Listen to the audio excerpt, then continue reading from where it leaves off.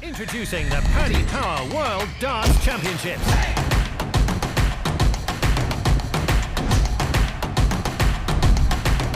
Come back to Online Darts, mates. It's that time again.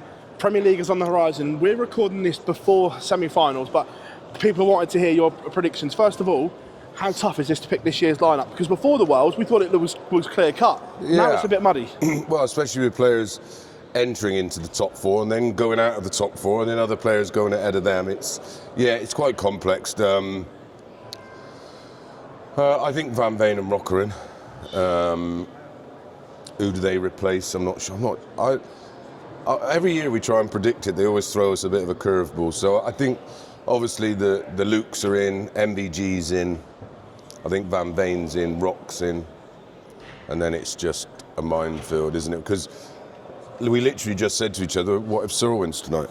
Yeah. And what if Anderson wins tonight? Well, one of them's going to play, the other one isn't. So that causes them even further headache. Not as big a headache as it will be if Gary wins it and then doesn't play in it, because I don't think it's a good look and something Sky would be particularly happy about, that their world champion isn't competing weekly on their channel. But that's all speculation. But he's adamant. We've had many conversations with him. He went, Mace, I ain't playing. I suggested a truckload of money. He said we'd have to be 2 truckloads of money. So yeah, you don't know. But yeah, it's hard to pick because so many players have had good seasons, not necessarily winning seasons, because the big ones have been dominated outside of Jan Van Veen winning by the 2 Lukes. So, it's no good saying, well, he ain't won nothing this year. Well, hardly anybody else has. But the one person that has won something, I think will be in. I think for Bunty, too good too early, and I think he just ran out of steam towards the back end of the season.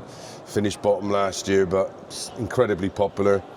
So they may well shoehorn him in. What do you do with Wade and Price, the all top 10 players who've had good seasons and, especially Wade, what's he made? 2 major finals? 2 major finals, match play being one of them. Yeah. But again, come here and hasn't delivered. Yeah, and that's the problem. I think we have a lot of recency bias when we look at our picks. So yeah, I don't know. It wouldn't surprise me if they put Price in, because he's box office. They know he can do it. The 2 players that everybody moaned about being in last year made the playoffs, Aspinall and Price. Aspinall's had a great year, 8 finals, 3 European Tour wins. They know he's capable of lasting the distance and turning up every week and entertaining the fans, and he's a popular player. But now I'm up to about 10. Are you worried that Johnny gets left out as world number 5? Well, this is the problem they got. How can they put Price in if they leave Johnny out when he's the highest ranked Welshman and a proven winner there? It's hard. It's hard. I don't envy him. We just sort of speculate, and we sort of between us are somewhere close. We know they're not going to change it, but if ever the case was to go to 10, it's now, isn't it? Yeah. Do my idea. Go to 12, home and away fixtures, and then the bottom 4 drop out, and then we go to the current format for 4 weeks, and then the top 4 of that make the playoff night at the O2. I think that solves all the problems. The fans are getting 6 matches a night. You could reintroduce the possibility of the draw. The bookies would love that. The fans would love that because it adds jeopardy. And we're not seeing the same matches week in, week out, which, for the fans up there, I think it's fine because they get to see a winner every week. But we speak to a lot of people who are dart fans, and they just got bored with it very quickly. It'd be interesting to see how they did numbers-wise in viewing figures. There's no right, there's no wrong, but there's somewhere in the middle, a bit of grey area where I think they could improve it for the players as well, because I think it's a lot on the players as well, and it gets quite boring for them. Right, you've had your 10, but I'm not letting you go away. So right, so we're going. Luke, MVG. Yep, that's your 3. Van Veen. Yep. Rock.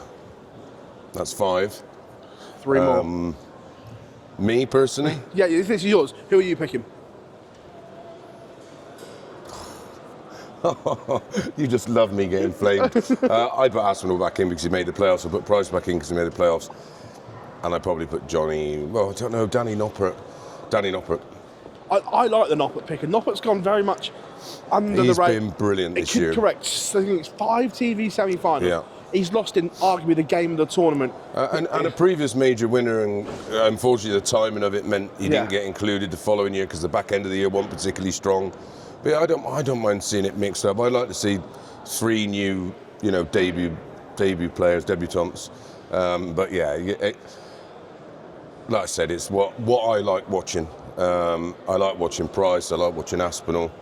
I think they give you everything week in, week out. And listen, this is going to be brilliant, whoever's in there. But yeah, it's who's coming second to Luke. Come Monday's announcement, this is going to be interesting, shall we say?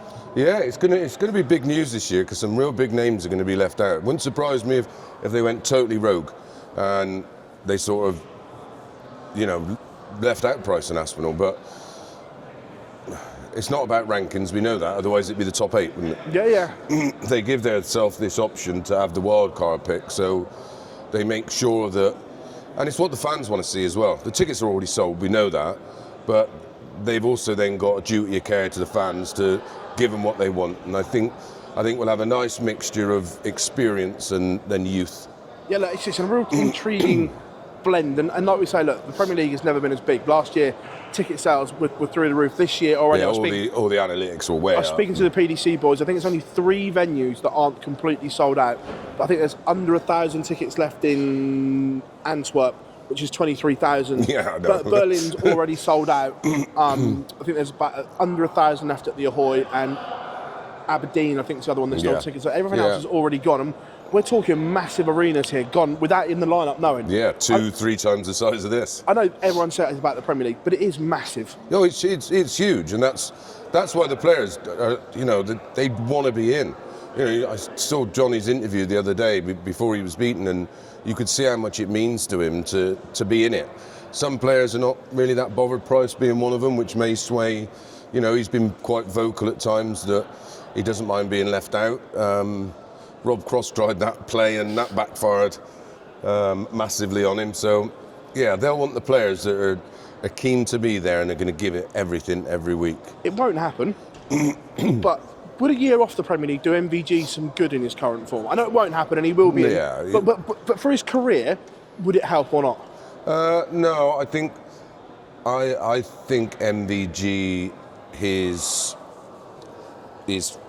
focus maybe, or what means more to him, his family or darts. I think darts takes a back seat for the majority of the time now. So if he was left out of it, I think he'd spend too much time not playing, and I don't think that's good for him. He's one of those players that's playing a lot, plays better. Come Monday, if the unthinkable happened and somehow they managed to, what would it mean if we could have Gary just once more? What would it mean? Look, we know it's not going to happen, but let's say fairy tales exist. What would it mean if they do at Christmas, and that's gone. Listen, I don't know anybody that wouldn't want to let him have one more year at it, but I think he's so content, and he loves going on. I've seen him at the Pro Tours, and he's even enjoyed the odd Euro Tour here or there. But yeah, I just think he realises at his age, it's too much. Yeah, no. And if you want him in everything else, you can't have him in that. And I don't think he wants to sacrifice. The one thing, I don't miss playing darts, but I miss the camaraderie and the banter with the lads and sitting on the big tables and ripping the piss out of each other. It is a great crack, which is so nice when I go back and do them now. I sit down with them, get there quite early, and the only thing missing is a pint for me. But yeah, it's one of those, and I don't think he'll sacrifice. He don't need the money. I think he'd love to do it for the fans. So like you said, if it was every 2 weeks, he'd be in. But every week it is horrendous. Going on the Wednesday, media all day, media Thursday, prepping for your match, and then if there's European tours, it's planes, trains, automobiles. And at 50 odd years of age, it ain't the darts that does you. It's the travel. But he's had a wonderful tournament year, still in. And as we've seen on that shirt with David from Kenya, this tournament, why not? And it is, why not? Mate, it's a pleasure catching up with you. Cheers as always, buddy. Pleasure, pal. Introducing the Paddy Power World Darts Championship.